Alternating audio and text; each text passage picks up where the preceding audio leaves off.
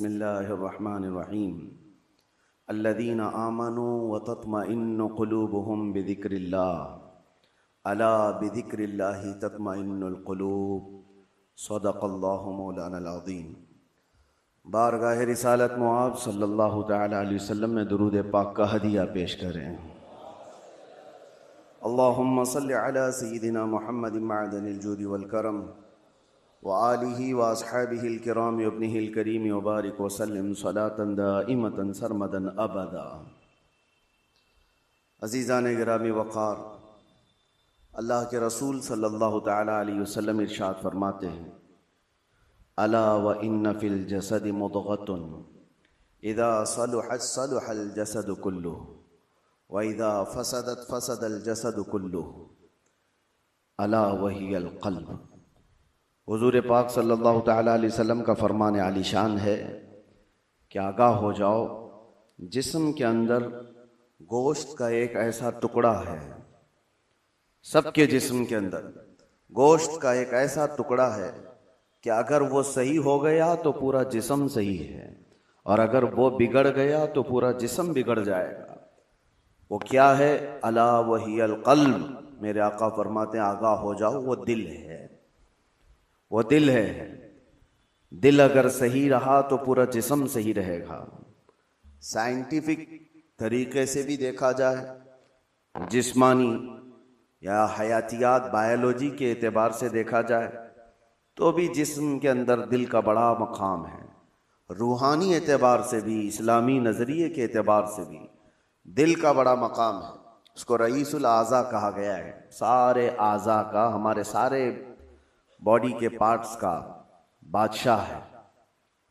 उसके सही होने को मेरे आका सल्लल्लाहु तआला अलैहि वसल्लम ने इसीलिए फरमाया कि अगर वो सही हो गया तो पूरा जिस्म सही है। तुम्हारी आंखें सही काम कर रही होंगी, तुम्हारे हाथ और पैर सही काम कर रहे होंगे, तुम्हारी जुबान सही बोल रही होगी, ज़हन और दिमाग सही काम कर रहा होगा।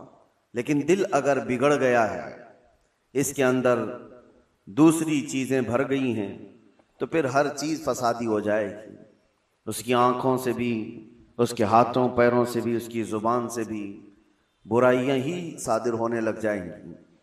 तो इसीलिए औलिया इकराम के मदरसे में ख़ास तौर पर दिल की सफाई पर तवज्जो दी जाती थी, जिसको तज़किये क़ल्ब कहा जाता है, तस्फ़िये क़ल्ब कहा जाता है। सफाई, दिल की सफाई और दिल की पाकीज़गी, ये बहुत ज़रूरी चीज़ है। इसके बगैर आदमी के अंदर कोई चीज़ ठहरती नहीं। और दिल का मामला ऐसा है कि पल में तोला पल में माशा, कभी इधर का होता है कभी उधर का होता है। अभी कुछ और सोच रहा है, थोड़ी देर के बाद कुछ और दिल में आ रहा होता है। क़ल्ब कहते हैं पलटने की चीज़ को। अरबी में जो पत्ता हवा में गिरा हुआ होता है, सूखा पत्ता, और देखिए हवा में वो कितने बार इधर से उधर होता रहता है। तो इसी तरह से दिल को भी कहा गया है कि ये हवाओं की तरह, पत्ता जिस तरह से उलट पलट होता रहता है, दिल का भी मामला वही है। और दूसरी एक हदीस है, अल्लाह के रसूल सल्लल्लाहु अलैहि वसल्लम इरशाद फरमाते हैं, तुम क्या समझते हो कि दिल तुम्हारे कंट्रोल में, तुम्हारे काबू में? इन्नल क़ल्ब बैन इस्बअइर रहमान। बेशक दिल अल्लाह की दो उंगुश्ते कुदरत के बीच में है, जिस तरफ चाहे रब ताला उसे घुमा दे। इसीलिए रसूल करीम सल्लल्लाहु तआला अलैहि वसल्लम जब नमाजों में दुआ करते थे तो एक दुआ हुजूर से ये भी साबित है, हमेशा मेरे आका ये दुआ करते थे, या मुक़ल्लिबल क़ुलूबि सब्बित क़ल्बी अला दीनिक। ऐ दिलों को फेरने वाले खुदा, मेरे दिल को अपने दीन पर कायम रख। ये दुआ आप भी किया करें कि रसूल करीम सल्लल्लाहु तआला अलैहि वसल्लम ने हमें तालीम दी है इस चीज़ की कि दिलों को फेरने वाले खुदा, आज तो दिल तेरा, आज तेरी तरफ से दिया हुआ ये दिल इस्लाम पर है, ईमान पर है। क्या पता कल का आने वाला दिन इस दिल को किस तरफ फेर दे। आने वाले हादसात दिल के अंदर क्या चीज़ें फैला दें, क्या चीज़ें डाल दें। अच्छे अच्छे लोगों को बिगड़ते हुए देखा है। इसीलिए हमेशा इस बात की तरफ रहें कि अल्लाह तबारक व तआला हमारे दिल को अपनी दीन पर और अपनी इबादत पर कायम रखे। दूसरी चीज़, ये क़ल्ब के मुतालिक कुरान ने क्या कहा? अल्लज़ीना आमनू व तत्मइन्नु क़ुलूबुहुम बिज़िक्रिल्लाह। हाँ, ये दिल का इत्मीनान कहाँ से है? आज पता है आपको, पूरे वर्ल्ड में, दुनिया में सबसे ज्यादा कॉमन चीज जो बीमारी है लोगों को, वो दिल की बेचैनी, दिल की घबराहट।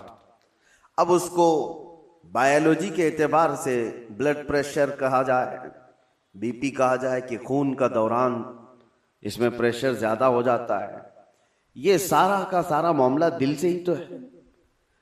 उसको साइंसी नजरिए से देखने वाले लोग अलग अलग तरीके से समझते हैं कि दिल के अंदर चिकनाहट ज्यादा आ गई, खून में मोटापा आ गया है, ब्लड जो है वो थोड़ा सा थिक हो गया है, जिसकी वजह से दौरान खून कम हो गया और प्रेशर बढ़ता गया और बीपी आ गया, अटैक आ गया है, फला फला चीजें। इसको बायोलॉजी के एतबार से देखने वाले। लेकिन सूफिया इकराम फरमाते हैं जब जब गुनाह ज्यादा होते हैं दिल के ऊपर दौरा बढ़ जाता है, दिल की बेचैनी और घबराहट बढ़ जाती है। जब कभी दिल के अंदर बेचैनी और घबराहट हो तो सूफिया इकराम फरमाते हैं सबसे पहले तौबा करो, तौबा करो, अल्लाह करीम की बारगाह में अपने आंसू बहाओ, देखना दिल तुम्हारा हल्का हो जाएगा। और कुरान क्या कहता है? कुरान ये कहता है जो ईमान वाले लोग हैं उनके दिलों का इत्मीनान अल्लाह के जिक्र से होता है। अला बिज़िक्रिल्लाहि तत्मइन्नुल कुलूब, आगाह हो जाओ, अल्लाह के जिक्र से दिलों को सुकून मिलता है। और यहाँ हाल ये है कि जो ईमान वाले हैं वो महीनों हो जाता है अल्लाह का जिक्र नहीं करते, तो फिर दिल को उन्होंने बेचैन ही तो रखा है, दिल को ग़िज़ा नहीं दी है, दिल को ऐसी आवारा छोड़ रखा है।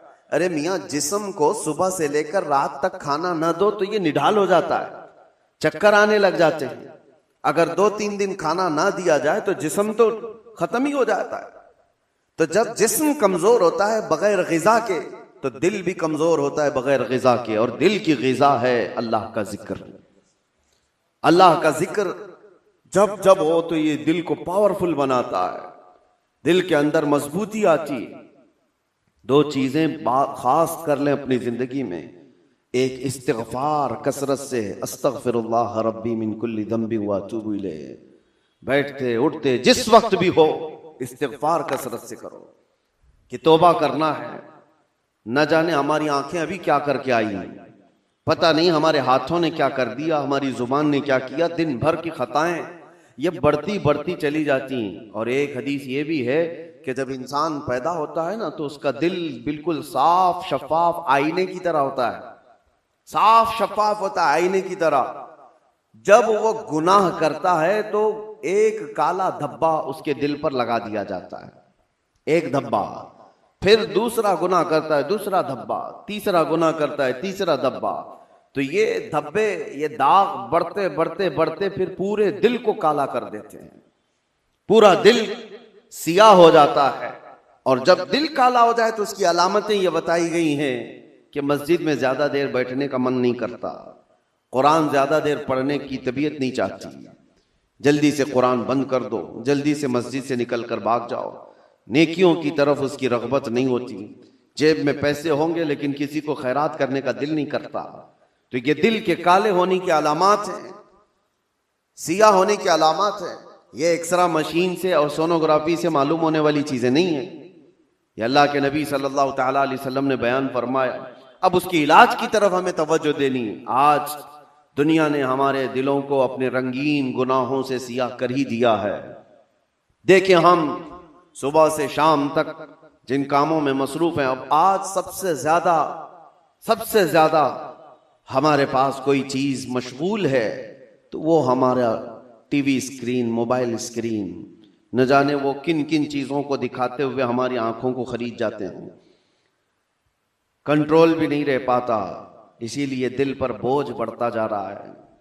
जिसको आप टेंशन कहते हैं, जिसको आप लोग डिप्रेशन कह रहे हैं, ये सिर्फ हादसात का या फिर दुनियावी किसी खसारे का टेंशन नहीं है, ये दिल का सियाहपन दिमाग पर बोझ बना देता है, भारी हो जाती है तबीयत। कुछ लोगों को घरों में तबीयत नहीं लगती कि बैठने का भी मन नहीं कर रहा, खाने का भी मन नहीं कर रहा, किसी से बात करने का भी मन नहीं कर रहा। ये बहुत अपर लेवल पर आ गई चीज कि उसकी दिल की बेकरारी बहुत बढ़ गई है। घबराहट बहुत ज्यादा बढ़ गई है।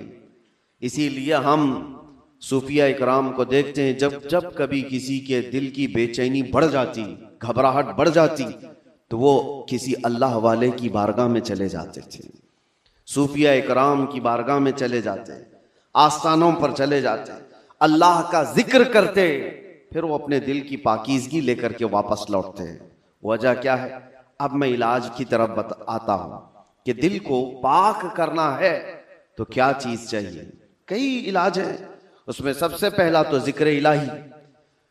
अल्लाह के रसूल सल्लल्लाहु ताला अलैहि वसल्लम ने जो फरमाया उसको भी मैं आपके सामने रखता हूं। पहले हम चल रहे हैं कि इस्लाम में हर चीज के पाक करने का तरीका बताया गया। कपड़े पर अगर नजासत लग गई तो पाक करने का तरीका है। नजासत, पेशाब, पखाना, किसी भी चीज की गलाजत लगी हो तो उसको पाक करने धुलने का तरीका है।